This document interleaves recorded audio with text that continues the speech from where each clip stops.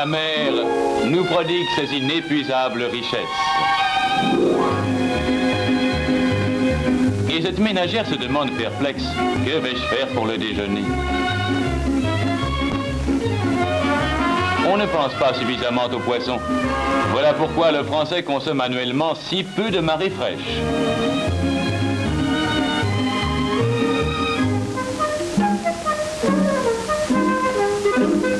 Et pourtant, c'est en France que le célèbre maître queux Vatel se suicida, parce que la marée était en retard pour le dîner du roi Soleil. Mais si Louis XIV a failli attendre, de nos jours la marée n'est jamais en retard.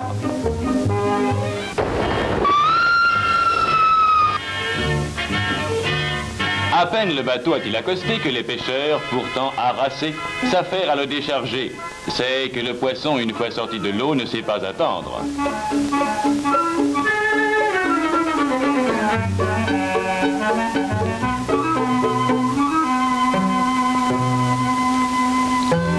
Le plus souvent, les chalutiers rentrent de nuit.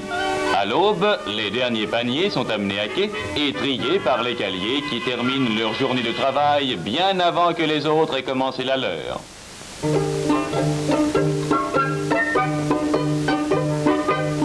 Pendant la criée, au fur et à mesure de la vente, les baladeuses et les trains de chariots transportent sans discontinuer les caisses chez les marailleurs. C'est là que se préparent les expéditions aux halles et aux différents clients, poissonniers, collectivités et particuliers.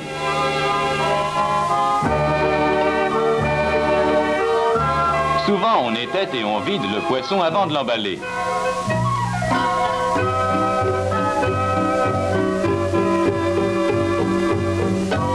Certains marailleurs préparent même des paquets dans du papier sulfurisé et les acheminent directement aux détaillants et aux consommateurs.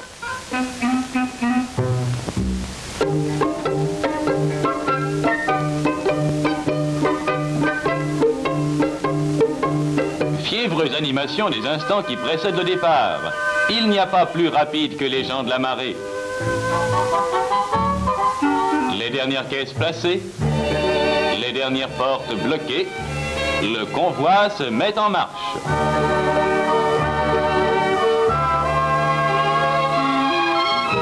Parti en fin de matinée, il voyage sans arrêt. Qu'il vienne de la Manche ou de l'Atlantique, il est le lendemain à Paris, à Bordeaux, à Strasbourg. Le surlendemain, il atteindra Pau, Montpellier ou les rivages de la Méditerranée.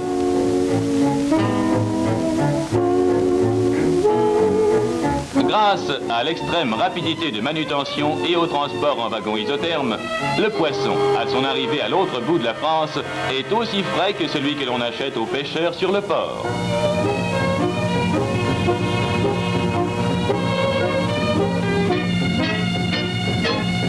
Mais les arrivages de cette denrée fragile et périssable sont constamment tributaires de la saison, du baromètre et de la fortune de mer. Et c'est ce qui explique pourquoi les prix en sont si variables.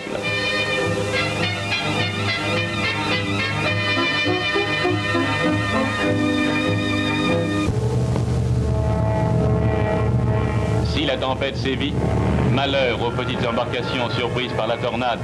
Les faits divers sont remplis de naufrages.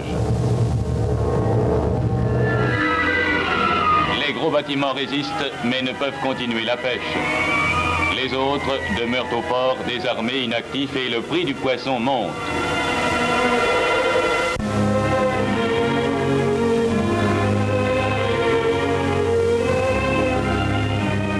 Même quand la mer est clémente et que sur leurs beaux voiliers, les marins voguent joyeusement à la recherche du poisson, il est facile de comprendre que ceux qui se prennent à la ligne comme le thon sont plus chers que ceux qui sont pris au filet en grande quantité. Pour accroître le rendement, on attache plusieurs lignes au tangon, ces longues perches fixées de part et d'autre du grand mât.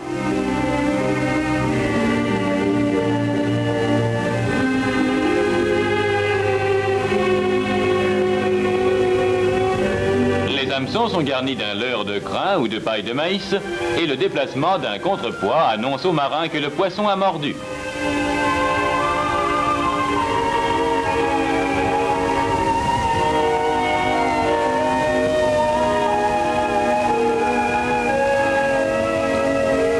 poissons, une fois parés, on les faisait autrefois sécher à l'air sur le pont. Aujourd'hui, ils sont mis en cale avec de la glace. Sur le chemin du retour, le patron du tonnier compte les prises et suppute son profit.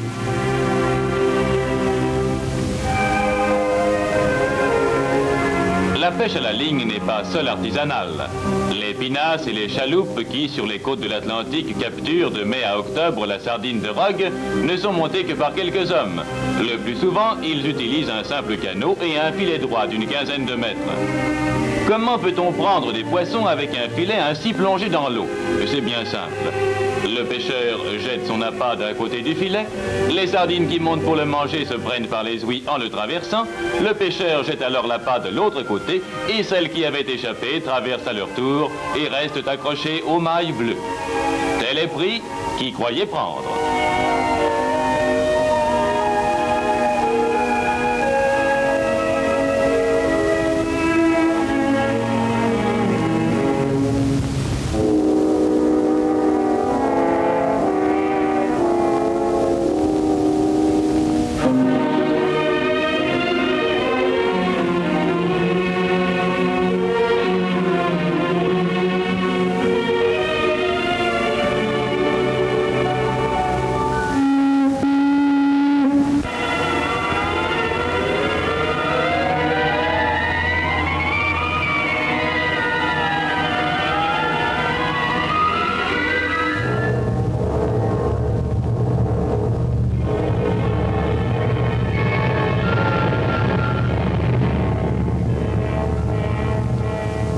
Les harengs et les maquereaux qui se déplacent en bancs immenses sont pêchés industriellement par des bateaux de haute mer appartenant à un armateur et comportant un équipage d'une vingtaine d'hommes au moins. Dès qu'un banc de harengs a été repéré, le filet, emmagasiné dans les cales, est mis à l'eau. C'est un filet droit de 8 km de long en moyenne, dont le prix de revient atteint une dizaine de millions. Soutenu par ces flotteurs qui le maintiennent entre deux eaux, le filet dérive lentement au gré des courants, entraînant avec lui le bateau qui, pour cette raison, est appelé dériveur.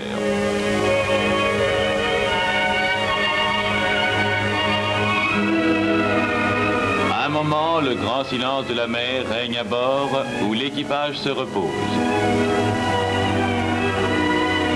Puis le patron de pêche, ayant donné l'ordre de relever les filets, commence même de nuit la pénible opération qui exigera 5 à 6 heures de travail continu et bien plus longtemps encore si le temps est mauvais.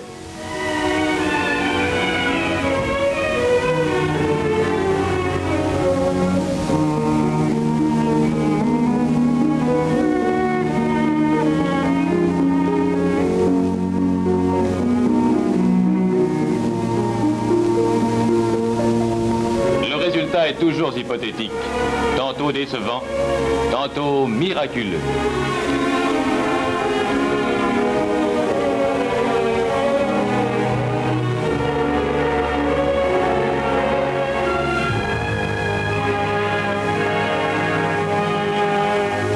Enfin, la dernière bouée approche du bord. Si le bateau se trouve près de son port d'armement, comme c'est le cas en hiver dans la Manche, la pêche est simplement rassemblée dans les bacs et le bateau rentre immédiatement, tandis que s'échangent les nouvelles entre la radio du bord et celle de l'armateur à terre. Dès qu'ils seront connus, les résultats de la pêche influenceront le marché.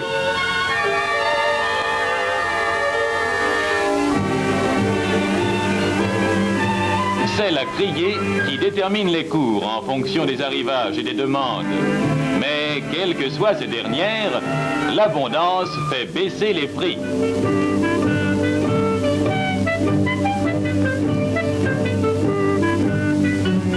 Aussi a-t-on toujours intérêt à acheter le poisson du jour. C'est le plus frais et le moins cher.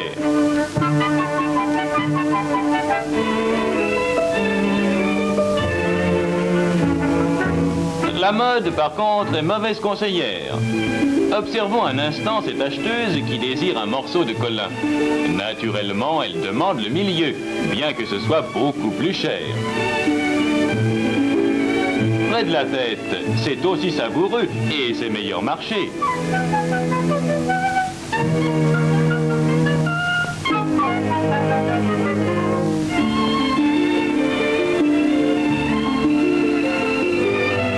Une fois préparée, elle sera ravie de son achat et elle aura fait une économie.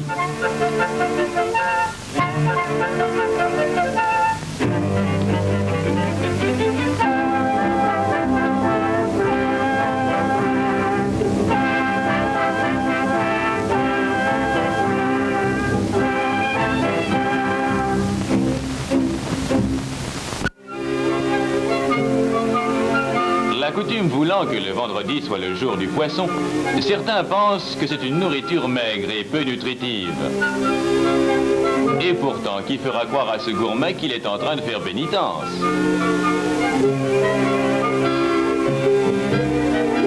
De plus, les analyses scientifiques prouvent que le poisson contient en abondance non seulement des sels minéraux, phosphate, potassium, calcium, etc., mais encore de l'iode, de l'arsenic et divers métaux indispensables à l'entretien de la vie. Pour l'édification et la réfection des cellules, il a la valeur de la viande.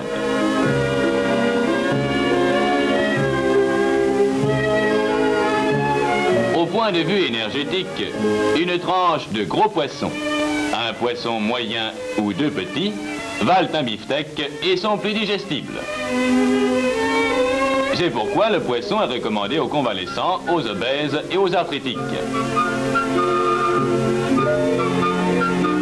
C'est pour toutes ces raisons également qu'il facilite la croissance des enfants.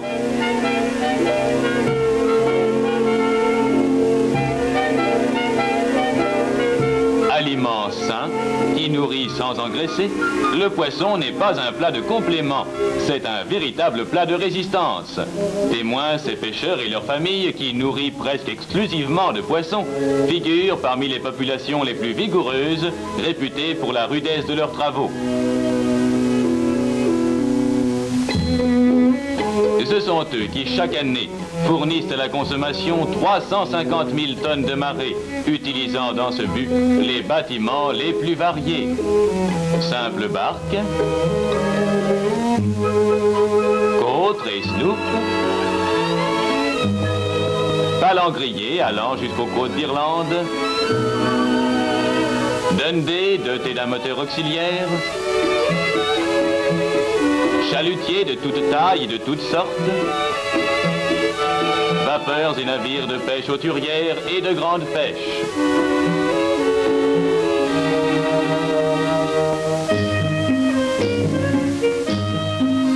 Mais chaque saison voit diminuer le nombre de ces fins voiliers de jadis, dont l'orgueilleuse silhouette enchanta nos rêves d'enfants.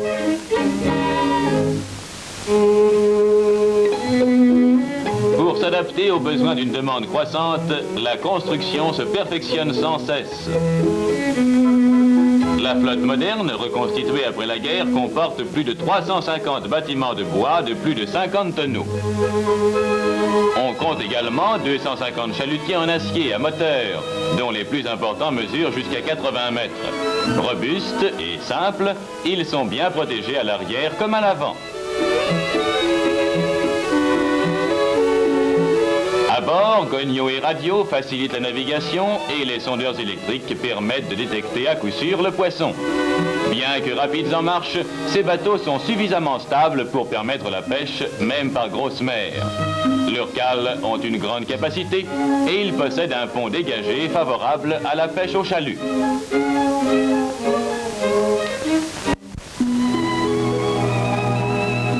Engin de capture à grand rendement, le chalut est un filet que l'équipage met à l'eau dès que le bateau est parvenu sur des fonds de pêche susceptibles d'être dragués efficacement.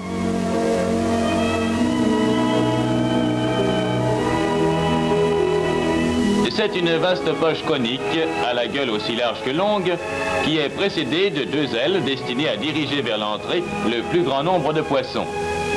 L'ouverture est facilitée par l'adjonction de flotteurs en verre ou en métal et de panneaux de bois que leur système d'attache et la pression de l'eau tendent à faire s'écarter de façon continue.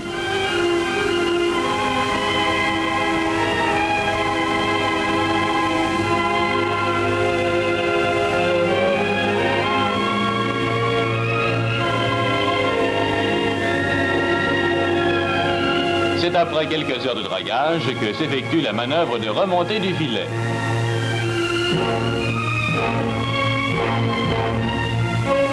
Tout d'abord apparaissent les panneaux,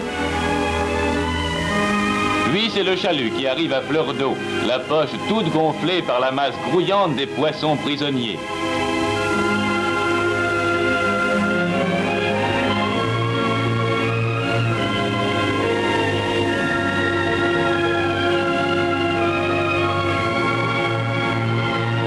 Les ultimes manœuvres amènent la poche au-dessus du pont où l'on défait l'amarrage.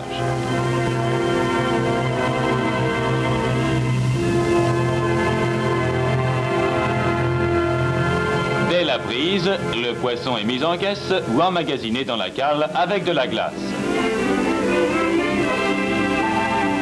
Entre deux voyages, les bateaux, petits et grands, font le plein. Il faut compter en moyenne 1 kg de glace pour 1 kg de poisson. Le marailleur, à son tour, expédie la marée dans de la glace.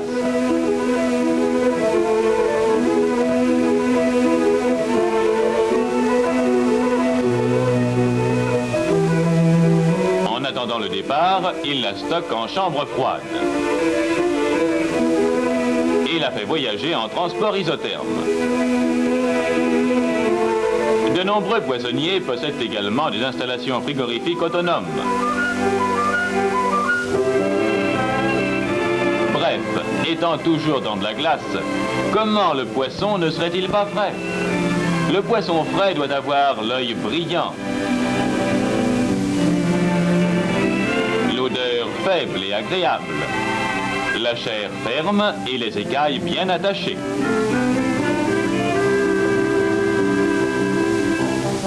Restent les arêtes. Mais personne ne nous force, quand nous mangeons du poisson, à en faire comme ce maladroit une bouillie dans notre assiette. Mieux vaut d'apprendre à lever les filets, ce qui n'est pas plus difficile que cela.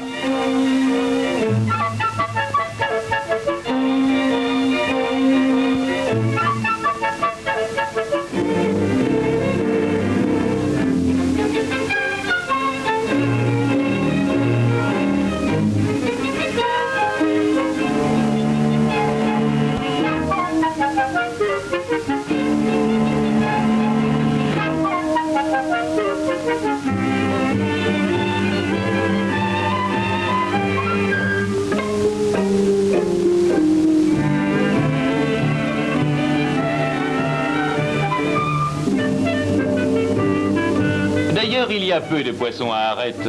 Les gros se vendent en tranches et les poissons plats ont une arête médiane facile à enlever.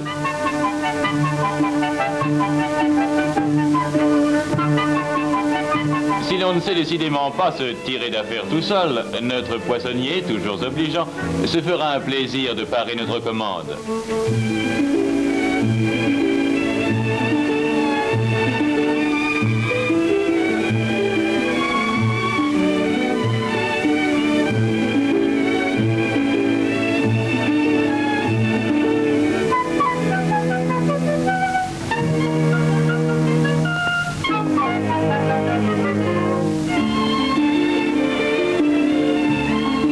Au chef cuisinier, c'est une vraie distraction pour lui de confectionner ses paupiettes de merlan pour les plonger ensuite dans la friture dorée.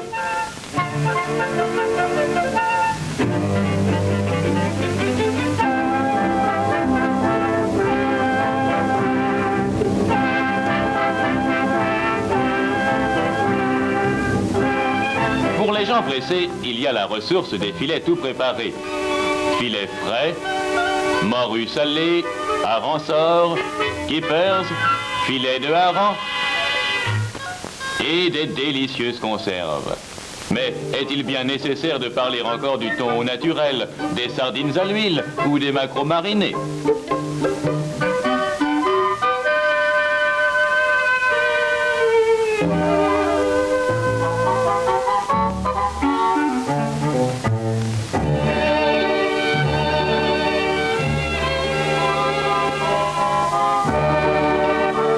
Arrivons ce soir, avons bon appétit, baiser. Maîtresse de maison avertie, elle n'est pas prise de court.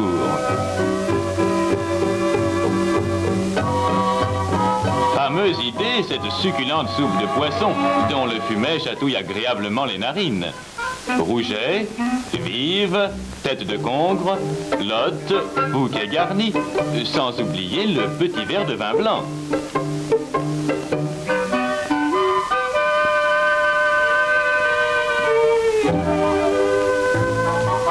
Excellente idée aussi ce magnifique cabillaud, propre à rassasier les appétits les plus solides et les plus délicats.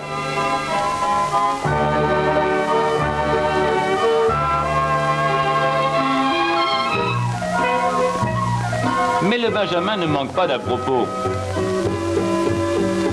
Bienheureux poisson d'avril de la jeunesse, qui nous permet de ne pas finir en queue de poisson.